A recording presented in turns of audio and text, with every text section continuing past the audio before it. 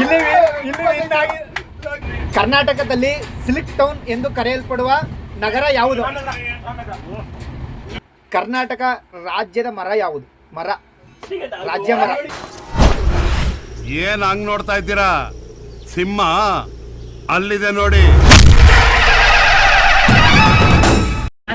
Hello guys, welcome back to technical Madhugara YouTube channel. ಇವತ್ತು ನಾವು ಹೋಗ್ತಾ ಇದೀವಿ ಮಂತ್ರಾಲಯಕ್ಕೆ, ಗುರು ರಾಘವೇಂದ್ರ ಸ್ವಾಮಿ ಮಠಕ್ಕೆ. ಇಲ್ಲಿ ನನ್ನ ಹತ್ರ ಇವತ್ತು 1,000 ರೂಪಾಯಿ ಅಮೌಂಟ್ ಇದೆ. ಈ 1,000 ಅಮೌಂಟ್ ಇಟ್ಕೊಂಡು ಯಾರಾಗ್ತಾರೆ ಈ ದುಡ್ಡಿಗೆ ಅಧಿಪತಿ ಅನ್ನೋ ಒಂದು ಆಟನ ಆಡ್ತಾ ಇದ್ದೀವಿ. ಇಲ್ಲಿ ನಮ್ಮ ಒಂದು ಟೀಮ್ ಇದೆ, 2 ಟೀಮಲ್ಲಿ ನೋಡ್ತಾ ಇರ್ಬೋದು. ಈ 2 ಟೀಮ್ ಇಟ್ಕೊಂಡು 10 ಕ್ವಶನ್ಸ್ ಇರುತ್ತೆ. ಆ 10 ಕ್ವಶನ್ಸ್ಗಳು ಕೇಳ್ತೀನಿ. ಆ ಒಂದು 10 ಕ್ವಶನ್ಗಳಿಗೆ ಯಾರು ಉತ್ತರ ಕೊಡ್ತಾರೆ ಅವರು ಈ 1,000 ರೂಪಾಯಿನ ಪಡ್ಕೋತಾರೆ. ಯಾರು ಈ 1,000 ರೂಪಾಯಿಗೆ ಆಗ್ತಾರೆ ಅಧಿಪತಿ ಅನ್ನೋದನ್ನ ನಾವು ಮುಂದೆ ನೋಡ್ತಾ ಹೋಗೋಣ. ಬನ್ನಿ ಈಗ ಗೇಮ್ನ ಸ್ಟಾರ್ಟ್ ಮಾಡೋಣ. ಗೈಸ್, ನಾನು ಹೇಳಿರೋ ಹಾಗೆ 2 ಟೀಮ್ ನಮ್ಮ ಹತ್ರ ಇದೆ ಆಲ್ರೆಡಿ. 1,000 ಪ್ರೈಸ್ ಪಡ್ಕೊಳ್ಳೋಕ್ಕೋಸ್ಕರ 1,000 ಪ್ರೈಸ್ಗೋಸ್ಕರ ಹಣಾಹಣಿ ನಡೆಸ್ತಾ ಇದ್ದಾರೆ. ಒಂದು ಟೀಮಲ್ಲಿ 4 ಜನ ಇದ್ದಾರೆ. ಈಗ ಫಸ್ಟು ಟೀಮನ್ನು ಪರಿಚಯ ಮಾಡ್ಕೊಳ್ಳೋಣ. ನಿಮ್ಮ ಟೀಮ್ ನೇಮ್ ಹೇಳಿ ಫಸ್ಟು. ರೈಟ್ ಸೈಡ್ ಇರೋ ಟೀಮ್ ನೇಮ್ ಬಂದು ಟೀಮ್ ನೇಮ್ ಬಂದ್ಬಿಟ್ಟು ಬೆಳ್ನಾಗ. ಇನ್ನು ಲೆಫ್ಟ್ ಸೈಡ್ ಇರೋ ಟೀಮ್ ನೇಮ್ ಬಂದು ಹೇಳ್ಬೇಕು ಬೇಗ. ಯಾವುದು? ಹುಣಸೂರಿನ ಬುದ್ಧಿವಂತರು ಅಂತ ಲೆಫ್ಟ್ ಟೀಮ್ನ ಹೆಸರು ಬಂದು. ಈ 2 ಟೀಮ್ಗಳಿಗೆ 10 ಕ್ವಶನ್ಸ್ ಇರುತ್ತೆ. ಕರೆಕ್ಟಾಗಿ ಕಳಿಸ್ಕೊಳ್ಳಿ. 10 ಕ್ವಶನ್ಗೆ ಯಾರು ಜಾಸ್ತಿ ಆನ್ಸರ್ ಕೊಡ್ತೀರಾ ಅವ್ರು ಇದ್ರಲ್ಲಿ ವಿನ್ ಆಗ್ತೀರಾ. 1,000 ರೂಪಾಯಿ ನಿಮ್ಗೆ ಸಿಗುತ್ತೆ. ಇದರಲ್ಲಿ ಏನು ರೂಲ್ಸ್ ಏನು ಅಂದರೆ, ಇಲ್ಲಿ ಮೇಲೆ ಕಾಣ್ತಾ ಇದೆಯಲ್ಲ, ಇಲ್ಲಿ ಹ್ಯಾಂಡಲು, ಯಾರು ಉತ್ತರ ಗೊತ್ತಿರುತ್ತೆ ಅವರು ಆ ರೀತಿಯಾಗಿ ನೀವು ಫಸ್ಟು ಟಚ್ ಮಾಡಬೇಕು. ಅವ್ರಿಗೆ ಫಸ್ಟ್ ಆದ್ಯತೆ ಇರುತ್ತೆ. ನಿಮಗೆ ಆನ್ಸರ್ ಗೊತ್ತಿದ್ರು ಕೂಡ ಯಾರು ಫಸ್ಟ್ ಹೇಳ್ತೀರಾ ಅವ್ರಿಗೆ ಇದರಲ್ಲಿ ಆದ್ಯತೆ ಇರುತ್ತೆ. ಅವರೇ ಕ್ವಶನ್ಸ್ ಆನ್ಸರ್ ಹೇಳ್ಬೇಕು. ಓಕೆನಾ? ಮೊದಲನೇ ಕ್ವಶನ್ ಬಂದು, ಇನ್ನು ನಾನು ಹೇಳೇ ಇಲ್ಲ.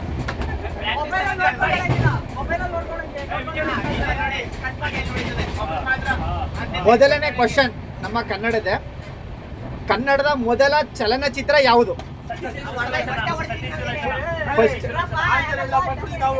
ಫಸ್ಟ್ ಹೊಡೆದಿದ್ದು ಯಾವುದೇ ಕಾರಣಕ್ಕೂ ಉತ್ತರ ಹೇಳೋ ಆಗಿಲ್ಲ. ಹೊಡೆದಾಗಿ ನಾನು ಹೇಳಿದ್ಮೇಲೆ ಹೇಳ್ಬೇಕು. ಗೈಸ್, ಇದು ಟೈ ಆಗಿದೆ. ಇದು ಯಾರಿಗೂ ಬೇಡ. ಈಗ ಮುಂದೆ ಇರುವಂತ 2ನೇ ಹ್ಯಾಂಡಲ್ ಟಚ್ ಮಾಡಬೇಕು. ಮೊದಲ ಕ್ವಶನ್ ಬಂದು ಇದೇ. ಮೊದಲನೇ ಕ್ವಶನ್, ಕರ್ನಾಟಕದ ರಾಜ್ಯದಲ್ಲಿ ಪೂರ್ವಕ್ಕೆ ಹರಿಯುವ ನದಿ ಯಾವುದು? ಮೊದಲು ಕರ್ನಾಟಕ ರಾಜ್ಯದಲ್ಲಿ ಪೂರ್ವಕ್ಕೆ ಹರಿಯುವ ನದಿ ಯಾವುದು? ಮೊದಲು ಹುಣಸೂರಿನ ಬುದ್ಧಿವಂತರು ಹೇಳ್ಬೇಕು. ಯಾವುದು? Wrong answer. ನಿಮ್ದು ಉತ್ತರ? ಒಂದು ಆನ್ಸರ್ ಮುಗ್ದೋಯ್ತು. ನೆಕ್ಸ್ಟ್ ಆದ್ರೆ ಇವ್ರು ರೈಟ್ ಆನ್ಸರ್ ಹೇಳಿದ್ರು. ಆದ್ರೆ ಇವ್ರ ಟೈಮಿಂಗ್ಸ್ ಮುಗ್ದೋಗಿತ್ತು. ಅದರಿಂದ ಇದು ಟೈ ಆಗಿದೆ. ಯಾರಿಗೂ ಇಲ್ಲ. ಇದು 0-0. Tungabhadra right answer. ಇನ್ನು 2ನೇ ಕ್ವಶನ್ ಬಂದು, ಕರ್ನಾಟಕದಲ್ಲಿ ಸಿಲ್ಕ್ ಟೌನ್ ಎಂದು ಕರೆಯಲ್ಪಡುವ ನಗರ ಯಾವುದು? ಕವಿರಾಜ ಮಾರ್ಗ ಪುಸ್ತಕ ಬರೆದವರು ಯಾರು?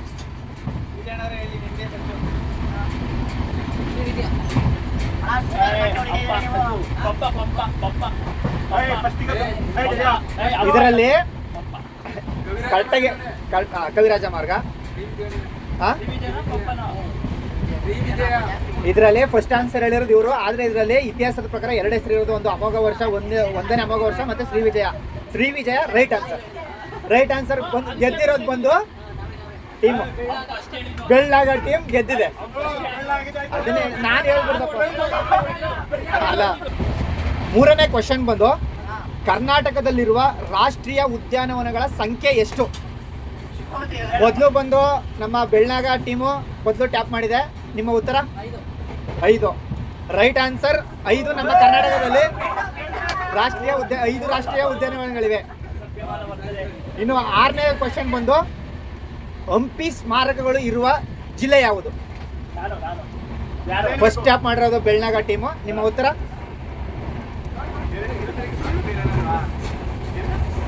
ಹಂಪಿ ಸ್ಮಾರಕಗಳು ಯಾವ ಜಿಲ್ಲೆಯಲ್ಲಿದೆ?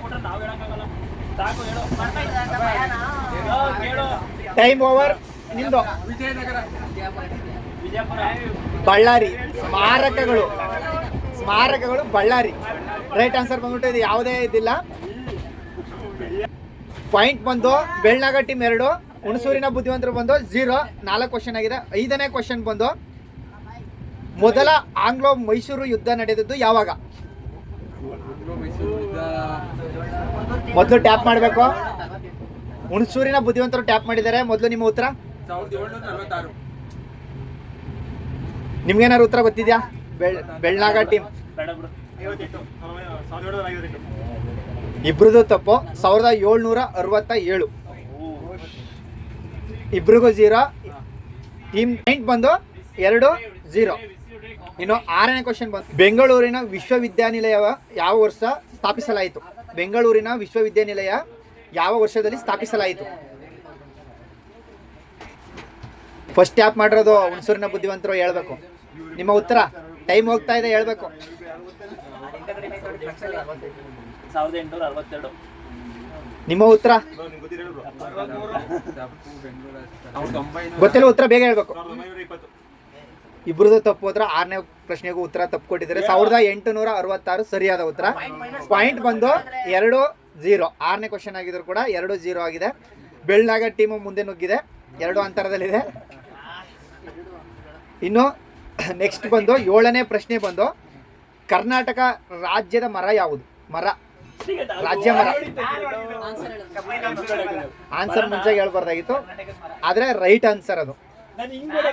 ಆದ್ರೆ ಟ್ಯಾಪ್ ಮಾಡೋದು ಈ ಟೀಮ್ ಆಗಿರೋದ್ರಿಂದ ಟೀಮ್ಗೆ ಪಾಯಿಂಟ್ ಆಗೋದು ಈ ಟೀಮ್ಗೆ. ನೀವು ಹೇಳ್ಬಾರ್ದಾಗಿತ್ತು. ನಾನು ಮೊದ್ಲಿಂದ ಹೇಳ್ತಾನೆ ಇದ್ದೀನಿ. ಟ್ಯಾಪ್ ಮಾಡಿದ್ರೆ ನಾನು ಕೇಳಿದ್ಮೇಲೆ ಹೇಳಿ ಅಂತ. ಪಾಯಿಂಟ್ ಬಂದು ಬೆಳ್ನಾಗ 3, ಹುಣಸೂರಿನ ಬುದ್ಧಿವಂತರು 0. 8ನೇ ಪ್ರಶ್ನೆ ಬಂದು ರಕ್ಕಸ ತಂಗಡಿ ಯುದ್ಧ ನಡೆದಿದ್ದು ಯಾವಾಗ? 1764. ನಿಮ್ಮ ಉತ್ತರ.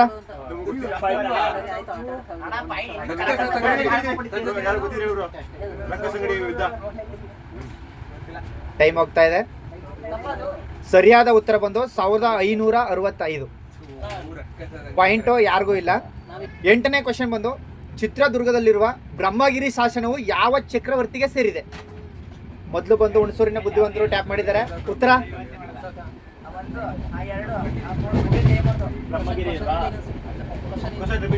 ಚಿತ್ರದುರ್ಗದಲ್ಲಿರುವ ಬ್ರಹ್ಮಗಿರಿ ಶಾಸನವು ಯಾವ ಚಕ್ರವರ್ತಿಗೆ ಸೇರಿದೆ? ರೈಟ್ ಆನ್ಸರ್ ಅಶೋಕ ಚಕ್ರವರ್ತಿ. ಮೊದಲ ಬಾರಿಗೆ ಖಾತೆ ತೆಗೆದಿದ್ದಾರೆ ಹುಣಸೂರಿನ ಬುದ್ಧಿವಂತರು. 1, 3. ಅವರಿಗೆ ಉತ್ತರ ಹೋಗೋದು ಅವ್ರಿಗೇನೆ. ನೀವು ಮೊದಲೇ ಆನ್ಸರ್ ಹೇಳ್ಬಾರ್ದು ಅಂತ ಮುಂದೆ ರೂಲ್ಸ್ ಹೇಳಲಾಗಿದೆ. ಇನ್ನು 9ನೇ ಕ್ವಶನ್ ಬಂದು ಕರ್ನಾಟಕದ ಅತಿ ಎತ್ತರದ ಸ್ಥಳ ಯಾವುದು?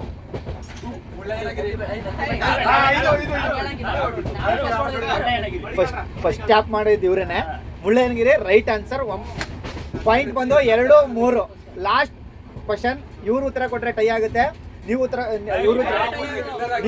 ಉತ್ತರ ಕೊಟ್ರೆ ಟೈ ಆಗುತ್ತೆ. ಇವ್ರು ಉತ್ತರ ಕೊಟ್ರೆ ವಿನ್ ಆಗ್ತಾರೆ. ಓಕೆನಾ? ಲಾಸ್ಟ್ ಬಂದು ಕರ್ನಾಟಕದ 10ನೇ ಪ್ರಶ್ನೆ ಕರೆಕ್ಟಾಗಿ ಕೇಳಿಸ್ಕೊಳ್ಳಿ. ಕರ್ನಾಟಕದ ಅತಿ ದೊಡ್ಡ ಜಿಲ್ಲೆ ಯಾವುದು?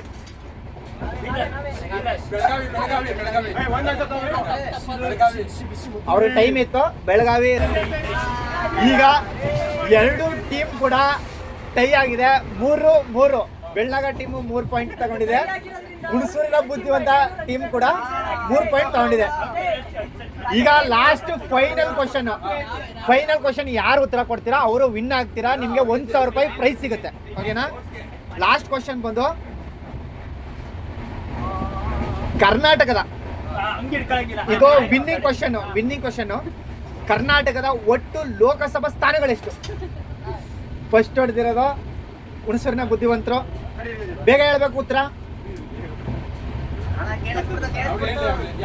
ನೀವೇ ಫಸ್ಟ್. 246. ಪಾಸ್ ಆಯ್ತು. ಇಲ್ಲಿ ನಾನು ಹೇಳಿದ್ಮೇಲೆ ಕಿರ್ಚು. ಇಲ್ಲಿ ಉತ್ತರ ಬಂದು 28 ಸರಿಯಾದ ಉತ್ತರ. ಗೆದ್ದಿರೋದು ಬೆಳ್ಳಗಟ್ಟಿ.